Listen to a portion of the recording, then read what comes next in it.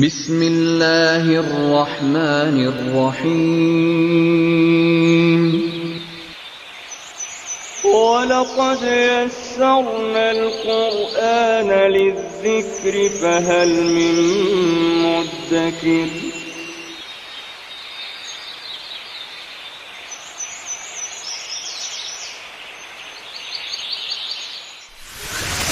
ألف باء تاء ثاء جيم حاء خاء دال ذال راء زاي سين شين. اعوذ باللہ من الشیطان الرجیم بسم اللہ الرحمن الرحیم الحمدللہ. ہمارے مکمل قرآن پاک کا ترجمہ اور مختصر تشریح کے اسباق شروع ہیں. ان اسباق کے اندر ہم لفظ و لفظ ترجمہ، عربی گرامر کے لحاظ سے ترجمہ، لفظی اور اصطلاحی معنی اور با محاورہ ترجمہ تفصیل سے پڑھیں گے انشاءاللہ. مزید قرآن پاک کے اندر مترادف الفاظ کی تعریف اور تشریح خاص طور پر سیکھیں گے. مثلا رحمان اور رحیم میں کیا فرق ہے، تدبر اور تفکر میں کیا فرق ہے، شعور اور جاننا میں کیا فرق ہے، قرآن پاک میں ظالم سے کیا مراد ہے، شک، ریب اور ظن میں کیا فرق ہے، اور اسی طرح کے انشاءاللہ دوسرے الفاظ ہم فردن سیکھیں گے.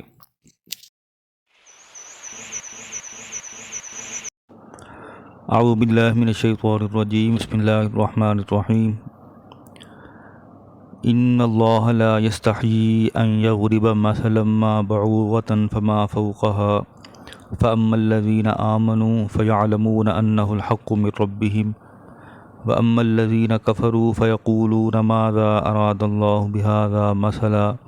یضل به کثیرا ویہدی به کثیرا وما یضل به الا الفاسقین. ان اللہ بے شک اللہ لا یستحیی نہیں شرماتا، استحیا یستحیی باب استفعال ہے، یہ اس وقت مضارع ہے، نہیں شرماتا، ان یضربا کہ وہ بیان کرے. ضربا یضربو کا ایک مطلب مارنا پٹائی کرنا اور دوسرا مطلب ہوتا ہے بیان کرنا. یہاں پہ مطلب ہے بیان کرنا. بے شک اللہ نہیں شرماتا کہ وہ بیان کرے مسئلہ کوئی مثال، ما بعوضاً خواہ کسی مچھر کی، فما فوقہا یا اس سے بھی بڑھ کر. عربی کے اندر ایک قاعدہ ہوتا ہے کہ جیسے یہ لفظ آ گیا بعوضاً، آخر میں گولتے آ گئی، جہاں پہ آخر میں گولتے آ جائے اسے مؤنث کہتے ہیں. عربی کے اندر کوئی بھی لفظ جس کے آخر میں گولتے آ جائے، جیسے بعوضاً میں آخر میں گولتے آ گئی ہے تو یہ مؤنث لفظ ہے، اور اس کی جو پروناؤن یعنی اس کی جو ضمیر آئے گی وہ بھی مؤنث آئے گی، جیسے کہ ہا فما فوقہا یعنی اس سے بھی بڑھ کر. فاما الذین آمنوا پس وہ سب لوگ جو ایمان لائے، فیعلمون وہ جانتے ہیں، انہ الحق من ربہم کہ بے شک وہ ایک یعنی جو اللہ نے مثال بیان کی حق ہے، من ربہم ان کے رب کی طرف سے. واما الذین کفروا اور وہ سب لوگ جنہوں نے انکار کیا، فیقولون پس وہ سب کہتے ہیں، ماذا اراد اللہ اللہ نے کیا ارادہ کیا، بہذا مسئلہ اس مثال سے، یضل به کثیرا، اضل یضل کا مطلب تھا گمراہ کر دینا، یضل وہ گمراہ کر دیتا ہے، بھی اس ایک مثال سے، کثیرہ بہت سارے لوگوں کو، ویہدی بھی کثیرہ اور وہ ہدایت دے دیتا ہے اس مثال سے بہت سارے لوگوں کو. وما یضل به الا الفاسقین اور نہیں وہ گمراہ کرتا اس سے مگر فاسقوں کو. یہاں پہ جو قابل تشریح اور قابل تفسیر جو کچھ الفاظ ہیں، سب سے پہلے جو لفظ آیا ان اللہ لا یستحیی، یستحیی کا لفظ اصل میں حیا تھا. حیا کا لفظ باب استفعال میں استعمال ہو تو استحیا بن جاتا ہے. حیا کی ڈیفینیشن جو ہے، حیا کی جو تعریف ہے وہ یہ ہے کہ ڈر یا خوف سے کسی عمل کو چھوڑ دینا حیا کہلاتا ہے. ڈر یا خوف سے کسی عمل کو چھوڑ دینا حیا کہلاتا ہے. اب یہاں پہ ایک اور سوال پیدا ہوتا ہے کہ اللہ تعالیٰ نے یہ لفظ حیا کا کیوں استعمال کیا کہ ان اللہ لا یستحیی ان یضرب کہ اللہ نہیں شرماتا کہ وہ بیان کرے کسی مچھر کی مثال یا اس سے بھی بڑھ کر. تو اس کے جواب میں تفاصیل میں علماء کرام بتاتے ہیں کہ آگے جا کے سورۃ الحج کے اندر ایک ذکر ہے مکھی کا. وہاں پہ اللہ تعالیٰ نے بیان کیا کہ ترجمہ کے لحاظ سے کہ لوگوں کو مثال بیان کی کہ جن کو تم اللہ کے سوا اللہ کو چھوڑ کر جن جن کو تم پکارتے ہو سب مل کر بھی ایک مکھی نہیں بنا سکتے۔ مکھی کو عربی میں کہتے ہیں ذباب، کہ مکھی نہیں بنا سکتے، ذباب نہیں بنا سکتے، اور اگر مکھی ان سے چھین کر کچھ لے جائے تو وہ واپس نہیں چھڑا سکتے۔ اللہ کے سوا جتنے بھی غیر اللہ، جتنے بھی بت ہیں، جتنے بھی جو ہے نا وہ جن کو تم معبود خدا مانتے ہو، سب جھوٹے ہیں۔ وہ مکھی بھی نہیں بنا سکتے، نہ صرف یہ کہ مکھی نہیں بنا سکتے سب مل کر، بلکہ اگر مکھی ان سے چھین کر کچھ لے جائے تو واپس نہیں لے کے آ سکتے۔ تو اس وقت کفار نے جو ہے اعتراض کیا کہ یہ کیسا اللہ ہے، یہ کتنا بڑا۔ حضور علیہ السلام کو کہا کہ آپ کہتے ہیں کہ زمین کا مالک ہے، آسمان کا مالک ہے، پہاڑ سمندر سب کا مالک ہے، اور مثال جو ہے وہ مکھی کی بیان کرتا ہے، اتنے چھوٹے جو ہے وہ بیان کرتا ہے۔ تو انہیں اس کے جواب میں جو ہے اللہ تعالیٰ نے جو ہے وہ یہ لفظ استعمال کیا کہ بے شک اللہ نہیں شرماتا کہ وہ مچھر کی مثال بیان کرے یا اس سے بھی کسی اور چھوٹی چیز کی مثال بیان کرے۔ فَأَمَّا الَّذِينَ آمَنُوا فَيَعْلَمُونَ، پس وہ سب لوگ جو ایمان لائے، یعنی صحابہ کرام رضوان اللہ علیہم اجمعین، اس وقت کے جو موجود لوگ تھے وہ بھی، اور اس کے بعد قیامت تک جتنے بھی لوگ ایمان لانے والے ہیں وہ سب جانتے ہیں انہ الحق من ربہم، کہ ان کے رب نے جو بھی کہہ دیا وہ حق ہے، وہ سمجھ میں آتا ہے یا سمجھ میں نہیں آتا، دونوں طریقوں سے وہ حق ہے۔ وَأَمَّا الَّذِينَ كَفَرُوا، اور وہ سب لوگ جنہوں نے انکار کیا، یعنی کافر لوگ ہیں، وہ بات بات میں نکتہ چینی کرتے ہیں، وہ کہتے ہیں فَيَقُولُونَ، وہ کہتے ہیں مَاذَا أَرَادَ اللَّهُ بِهَذَا مَثَلًا، اللہ نے اس مثال سے کیا ارادہ کیا۔ اور تو اس جواب میں جو ہے ایسے لوگ جو ہر وقت اعتراض کرتے رہیں، ہر بات پہ جو ہے وہ دلیل مانگتے رہیں، ان کے بارے میں، ایسے کافی لوگوں کے بارے میں اللہ تعالیٰ نے کہا یضل بہ کثیرا ویہدی بہ کثیرا، کہ اللہ اس مثال سے بہت سارے لوگوں کو گمراہ کر دیتا ہے، ویہدی بہ کثیرا، اور بہت سارے لوگوں کو ہدایت دے دیتا ہے۔ قرآن مجید کے اندر جگہ جگہ مثالیں بیان کی گئیں، تو سب مثالیں جو ہیں وہ اسی آیت کے ضمن میں آ جائیں گی کہ ایسا ممکن ہے کہ ایک بندہ جو ہے وہ پراپر، اس نے اگر دین کا علم نہیں پڑھا، صرف قرآن مجید کا ترجمہ پڑھا، اور کچھ آیات ایسی آ گئیں اور اس نے وہ اعتراض کر بیٹھا کہ یہاں سے اللہ تعالیٰ کی کیا مراد ہے، اور وہ اس آیت کا انکاری ہو گیا کہ میں اس بات کو نہیں مانتا، تو قرآن مجید کی کسی ایک آیت کا بھی انکار کر دینا کفر کی طرف جو ہے وہ لے جاتا ہے، اور بندہ جو ہے وہ گمراہ ہو جاتا ہے۔ اسی آیت میں یہی اشارہ ہے یضل بہ کثیرا، وہ گمراہ کر دیتا ہے اس ایک آیت سے بہت سارے لوگوں کو، ویہدی بہ کثیرا، اور وہ ہدایت دیتا ہے اس ایک آیت سے بہت سارے لوگوں کو، وما یضل بہ الا الفاسقین، اور نہیں وہ گمراہ کرتا مگر فاسقوں کو۔ یہاں پہ ہمارے پاس تین الفاظ جو ہیں پھر مزید قابل غور ہیں۔ ایک تو یہ کہ کافر کہتے کس کو ہیں، کافر کی ڈیفینیشن کیا ہے، دوسرا فاسق کس کو کہتے ہیں، اور اس کے علاوہ جو ہے وہ گناہ کبیرہ کیا ہے، گناہ صغیرہ کیا ہے۔ تو سب سے پہلے ہم ایمان مفصل جو پڑھتے ہیں اس کے اندر الفاظ ہم پڑھتے ہیں آمنت باللہ، میں ایمان لایا اللہ پر، و ملائکتہ، اس کے ملائکہ پر، و کتبہ، اس کی کتابوں پر، یعنی اللہ تعالیٰ نے جو جو کتابیں نازل کی، و رسولہ، اس کے رسولوں پر، والیوم الآخر، اور آخرت کے دن پر، والقدر خیرہ و شرہ من اللہ تعالیٰ، اچھی اور بری تقدیر پر کہ وہ اللہ کی طرف سے ہے، والبعث بعد الموت، اور مرنے کے بعد دوبارہ زندہ ہونے پر میں ایمان لایا۔ تو اس کے اندر جو بھی چیزیں موجود ہیں، اللہ پہ ایمان، ملائکہ پہ، کتب، رسول، تو یہ ساری جو ہیں ان کو کہتے ہیں ضروریات دین۔ ان سب میں کسی ایک میں بھی ایک بندہ اگر انکاری ہے، مرنے کے بعد دوبارہ اٹھنے پہ اس کا ایمان نہیں ہے، یا وہ ملائکہ کو نہیں مانتا، یا رسولوں کو نہیں مانتا، یا اللہ کی کسی کتاب کو نہیں مانتا، کسی کو مانتا ہے، تو اس صورت میں وہ کافر ہو جائے گا۔ ضروریات دین کا انکار کرنے والا، کسی ایک کا یا سب کا، وہ انکاری ہو گیا تو وہ کافر ہو گیا۔ اس کے مقابلے میں دوسرا ایک لفظ ہے فاسق۔ فاسق جو ہے وہ گناہ گار کو بیسیکلی کہتے ہیں، کہ ایسا مسلمان جو ضروریات دین کے اوپر تو ایمان لاتا ہے، اللہ کو، رسولوں کو، کتابوں کو، ملائکہ کو، اچھی بری تقدیر کو، مرنے کے بعد دوبارہ زندہ اٹھنے کو، آخرت کے دن کو، سب کے اوپر ایمان لاتا ہے، لیکن اللہ کے حکم نہیں مانتا، نماز نہیں پڑھتا، وعدہ توڑتا ہے، دھوکہ دیتا ہے، فساد کرتا ہے، جھوٹ بولتا ہے، تو ایسے بڑے بڑے گناہ کرتا ہے، گناہ کبیرہ کرتا ہے، تو ایسا بندہ مسلمان تو ضرور ہے لیکن فاسق ہے۔ اور ایسا ممکن ہے کہ اپنے فسق کی وجہ سے، اپنی نافرمانی کی وجہ سے بار بار گناہ کر کر کے اس کی جو ہے وہ دل، اس کا جو ہے وہ سخت ہو جائے اور وہ کفر کی طرف چلا جائے۔ اور ایسا بھی ممکن ہے کہ گناہ کبیرہ کرے اور پھر ایک وقت آئے کہ وہ توبہ کرے، استغفار کرے اور پھر دوبارہ سچا پکا مسلمان بن جائے۔ تو ایسا مسلمان جو گناہ کبیرہ کرے اسے فاسق کہتے ہیں۔ گناہ کبیرہ وہ ہوتے ہیں، ایک گناہ کبیرہ ہوتے ہیں، گناہ کبیرہ کا مطلب بڑے بڑے گناہ، اور ایک گناہ صغیرہ ہوتے ہیں، ان کا مطلب ہوتا ہے چھوٹے گناہ۔ گناہ کبیرہ کن کو کہتے ہیں؟ جو نص قطعی سے ثابت ہوتے ہیں، جیسے قرآن مجید سے جو چیز ثابت ہے، جو صحیح حدیث سے چیز ثابت ہے، جو متواتر احادیث سے چیز ثابت ہے کہ یہ چیز کرنا حرام ہے، وہ چیز اگر ایک بندہ کرے گا تو گناہ کبیرہ کرے گا۔ جیسے نماز پڑھنا، نماز کا پڑھنا جو ہے وہ فرض ہے، چھوڑنا جو ہے وہ حرام ہے۔ اسی طرح وعدہ توڑنا، جھوٹ بولنا، سود کھانا، قتل کرنا، زنا کرنا، شراب پینا، یہ بڑے بڑے تقریباً 80 کے قریب گناہ ہیں جن کا ذکر جو ہے نص قطعی سے ثابت ہے۔ تو ان کو کرنے والا، حرام کام کرنے والا، وہ گناہ کبیرہ کا مرتکب کہلاتا ہے۔ اس کے مقابلے میں چھوٹے گناہ ہوتے ہیں گناہ صغیرہ۔ گناہ صغیرہ وہ ہوتے ہیں جن کا نص سے ثبوت نہیں ہوتا، اشارتاً جو ہے کوئی بات مل جاتی ہے تو اس کو گناہ صغیرہ یعنی چھوٹا گناہ کہتے ہیں۔ اور گناہ صغیرہ پر اصرار، گناہ صغیرہ کو بار بار کرنے والا بھی ایک وقت آتا ہے کہ وہی گناہ صغیرہ جو ہے وہ گناہ کبیرہ کے اندر تبدیل ہو جاتا ہے۔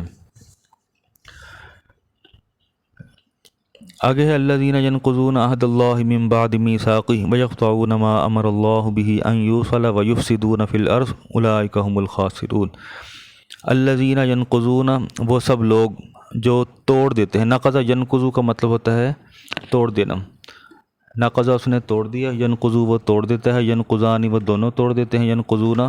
وہ سب توڑ دیتے ہیں۔ الذین ینقضون عہد اللہ، وہ اللہ کے عہد کو توڑ دیتے ہیں، من بعد میثاقہ، بعد اس کے پکا کرنے کے بعد، اس کے استوار کرنے کے۔ یہاں سے مراد علماء کرام لکھتے ہیں ینقضون عہد اللہ سے مراد کیا ہے کہ یہودی اور عیسائی، یہودی جو ہیں وہ تورات کو مانتے ہیں، زبور کو مانتے ہیں، اور عیسائی جو ہیں وہ انجیل کو مانتے ہیں۔ ان تینوں کتابوں میں اور باقی جو صحیفے اترے ان سب میں بھی حضور علیہ الصلوۃ والسلام جو آخری نبی ہیں ان کے آنے کا ذکر سب کتابوں میں موجود تھا، اور ان سب سے وعدہ لیا گیا تھا، یہودیوں سے، عیسائیوں سے، جو اس وقت موسیٰ علیہ السلام پر یا عیسیٰ علیہ السلام پر یا داؤد علیہ السلام پر یا باقی انبیاء پر ایمان لا کے وہ مسلمان ہوئے۔ ان سے وعدہ لیا گیا کہ جب آخری نبی آئیں گے تو آپ نے جو ہے ان کے اوپر ایمان لے کر آنا ہے اور ان کی شریعت کو ماننا ہے۔ تو ہوا یہ کہ یہودی اور عیسائیوں نے حضور علیہ الصلوۃ والسلام جب تشریف لائے تو اپنی کتابوں کی روشنی میں نشانیوں سے ان کو پہچان لیا، لیکن اس کے بعد ان کو انکار کر دیا، ان کا نبی ماننا جو ہے ان کو انکار کر دیا۔ یہیں پہ اس کا ذکر ہے کہ الذین ینقضون عہد اللہ، یہ سب لوگ وہ ہیں جنہوں نے توڑ دیا اللہ کے عہد کو، من بعد میثاقہ، بعد اس کے پکا کرنے کے۔ اور ایک رائے یہ ہے کہ یوم الست، اللہ تعالیٰ نے اس دنیا میں جتنی بھی ارواح بھیجی انسانوں کی، وہ مرد ہوں یا عورت ہوں، اجسام جو ہیں وہ دنیا میں پیدا ہوئے، ان کی جو ارواح ہیں وہ سب کی سب جو ہیں عالم ارواح کے اندر پیدا کی، اور سب کو اللہ تعالیٰ نے سجدے کا حکم دیا، سب نے سجدے کا حکم دیا، اسے کہتے ہیں یوم الست۔ اور ان سے پوچھا الست بربکم، کیا میں تم سب کا رب نہیں ہوں؟ قالوا بلا، ان سب نے کہا کہ بے شک آپ ہمارے رب ہیں۔ تو ہمارے فطرتی طور پر، ہماری روحانی طور پر، باطنی طور پر اللہ تعالیٰ کا ایک ہونا، اللہ تعالیٰ کا رب ہونا ہماری سرشت میں داخل ہے، لیکن یہاں پر آ کر دنیا میں گناہوں کی وجہ سے، ماحول کی وجہ سے اس الست کو، وعدے کو جو توڑ دیا، اس کی طرف اشارہ ہے کہ الذین ینقضون عہد اللہ من بعد میثاقہ۔ آگے ویقطعون ما امر اللہ بہ ان یوصل ویفسدون فی الارض، وہ قطع کر دیتے ہیں ما امر اللہ، جو اللہ نے حکم دیا، بہ ان یوصل کہ اسے جوڑا جائے، ویفسدون فی الارض اور وہ فساد کرتے ہیں زمین میں، واولئک هم الخاسرون اور وہی سب خسارہ کرنے والے ہیں۔ یقطعون ما امر اللہ سے کیا مراد ہے؟ اس میں بھی پھر دو رائے ہیں۔ ایک تو یہ ہے کہ نبی علیہ السلام اور امتی کا جو رشتہ ہے اس کو قطع کرتے ہیں، اپنے آپ کو نبی کا امتی نہیں مانتے۔ پھر بات وہی یہودی عیسائی والی آ جاتی ہے کہ ان کو اپنا نبی تسلیم نہیں کرتے، تو وہ اس رشتے کو، نبی اور امتی کے رشتے کو کاٹتے ہیں۔ اور دوسرا اس کا جو مفہوم تفاسیر کے اندر لکھا کہ اللہ تعالیٰ نے جو احکامات نازل کیے تمام احکامات کو عربی میں کہتے ہیں اوامر، امر کی جمع ہوتی ہے اوامر، جو احکامات جو اوامر نازل کیے ان کو تعمیل کرنا تھا، ان کا جو ہے وہ حکم بجا لانا تھا، لیکن اس کو توڑ دیا، اس کو قطع کر دیا۔ تو تمام اوامر جن کو بجا لانا تھا، ان کے ساتھ رشتہ جوڑنا تھا، ان کو جو ہے وہ قطع کر دیا۔ تو اس آیت کے اندر اس کا بھی اشارہ ہے، وَيَقْطَعُونَ مَا أَمَرَ اللَّهُ، جو اللہ نے حکم دیا کہ اس کو بجا لائیں وہ اس کو قطع کر دیتے ہیں، توڑ دیتے ہیں۔ وَيُفْسِدُونَ فِي الْأَرْضِ، وہ فساد کرتے ہیں زمین میں۔ أُولَٰئِكَ هُمُ الْخَاسِرُونَ، اور وہ سب خسارہ پانے والے ہیں۔ کیف تکفرون باللہ وکنتم امواتا فاحیاکم ثم یمیتکم ثم یحییکم ثم الیہ ترجعون۔ کیف کا مطلب ہوتا ہے کیسے، کیسے تکفرون تم انکار کرتے ہو، کفر یکفر کا مطلب انکار کرنا۔ کیف تکفرون، کیسے تم سب انکار کرتے ہو، باللہ اللہ کا، وکنتم امواتا، تم مردہ تھے، مرے ہوئے تھے، فاحیاکم پس اس نے زندہ کیا، کم تم سب کو، ثم پھر یمیتو وہ مارے گا یعنی موت دے گا، کم تم سب کو، ثم پھر یحیی وہ زندہ کرے گا، کم تم سب کو، ثم پھر الیہ اس ایک کی طرف یعنی اللہ کی طرف، ترجعون تم سب لوٹائے جاؤ گے۔ اسی آیت سے جو تفاسیر کے اندر علماء جو بات بیان کرتے ہیں کہ دو اموات ہیں اور دو زندگیاں ہیں، دو موتیں ہیں اور دو زندگیاں ہیں، کہ جب ہم اس دنیا میں نہیں تھے اس وقت ہم مرے ہوئے تھے، اس دنیا میں آئے تو ہم زندہ ہو گئے، اللہ تعالیٰ نے ہمیں جو ہے وہ جان ہمارے اندر ڈال دی، پھر فرشتہ ہماری روح نکال کے لے جائے گا تو پھر مر جائیں گے، اس کے بعد قیامت کے دن پھر دوبارہ جو ہے وہ زندہ کیا جائے گا۔ تو اسی طرف اشارہ ہے کہ دو زندگیاں اور دو اموات، ثم وکنتم امواتا پہلے مرے ہوئے تھے، فاحیاکم پھر اس نے تمہیں زندہ کیا یعنی دنیا میں آ گئے، ثم یمیتو پھر موت دے گا، پھر کہاں چلے جائیں گے، عالم برزخ میں چلے جائیں گے، ثم یحییکم پھر وہ تمہیں زندہ کرے گا، کب، قیامت کے دن، ثم الیہ ترجعون پھر اس کی طرف قبروں سے اٹھ کے سب لوگ قیامت کے دن جو ہے وہ میدان حشر کے اندر لوٹائے جائیں گے، ثم الیہ ترجعون۔ والذی خلق لکم ما فی الارض جمیعا، وہی ہے جس نے تخلیق کیا تمہارے لیے ما فی الارض جو زمین میں ہے، جمیعا سب کا سب، ثم پھر استوا، جب جوڑ کے پڑھیں گے تو بن جائے گا ثم استوا، پھر وہ متوجہ ہوا الی السماء آسمان کی طرف، فسواہن سبع سماوات پس اس نے درست کر دیا ان سب آسمانوں کو، سبع سماوات 7 آسمان، وہو بکل شیء علیم اور وہ تمام چیزوں کا جاننے والا ہے۔ یہاں پر آ کر دو باتیں ہمیں پتہ چلیں، ایک تو یہاں پر زمین کا ذکر پہلے آیا، آسمان کا ذکر بعد میں آیا، والذی خلق لکم ما فی الارض جمیعا کہ اس نے زمین کو پیدا کیا تمہارے لیے اور جو اس کے اندر تھا اس سب کو بھی تمہارے لیے پیدا کیا۔ زمین کے اندر کیا ہے، زمین کے اندر ہر وہ چیز ہے جو ہمیں زمین کے اوپر نظر آتی ہے، جتنے معدنیات ہیں، یہ پیٹرول وغیرہ ہے یا جتنے نباتات ہیں وہ سب کے سب زمین سے اگ کے نکلتے ہیں، تو یہ سب کا سب زمین ایک بہت بڑا سٹور ہاؤس ہے، اور جو چیزیں اوپر ہیں وہ جب ایک وقت آتا ہے توڑ پھوڑ ہو جاتی ہے، مر جاتی ہیں، پھر دوبارہ زمین کے اندر چلی جاتی ہیں۔ ایک تو یہ کہ زمین، آیت بتاتی ہے کہ زمین کو پہلے پیدا کیا گیا، آسمان کو بعد میں پیدا کیا گیا، اور آسمانوں کو 7 آسمان جو ہے اللہ تعالیٰ نے بنایا۔ اس کے اندر ابن عباس رضی اللہ عنہ کی جو رائے ہے کہ زمین پہلے پیدا کی پھر آسمان کو بنایا، اور انہی کے شاگرد حضرت قتادہ رضی اللہ عنہ کہتے ہیں کہ اتوار اور سوموار 2 دن میں زمین کو بنایا گیا، منگل اور بدھ کو جو کچھ زمین میں ہے اس کو بنایا گیا، جمعرات اور جمعہ کو آسمان کی پیدائش ہوئی، اور جمعہ کا جو آخری حصہ تھا اس میں آدم علیہ السلام کی پیدائش ہوئی، یعنی 6 دنوں میں اللہ تعالیٰ نے زمین و آسمان کو بنایا۔ اتوار اور سوموار کو زمین بنائی، منگل اور بدھ والے دن جو کچھ زمین میں تھا اس کو بنایا، پھر جمعرات اور جمعہ کو آسمان کی پیدائش ہوئی، یعنی 2 دن میں آسمان بنایا، پھر جمعے کا جو آخری حصہ تھا، آخری سات کہتے ہیں عصر سے لے کے مغرب تک کا جو وقت ہے، جمعے کے دن آخری سات میں آدم علیہ السلام کی پیدائش ہوئی۔ وَهُوَ بِكُلِّ شَيْءٍ عَلِيمٌ اور وہ تمام چیزوں کا جاننے والا ہے۔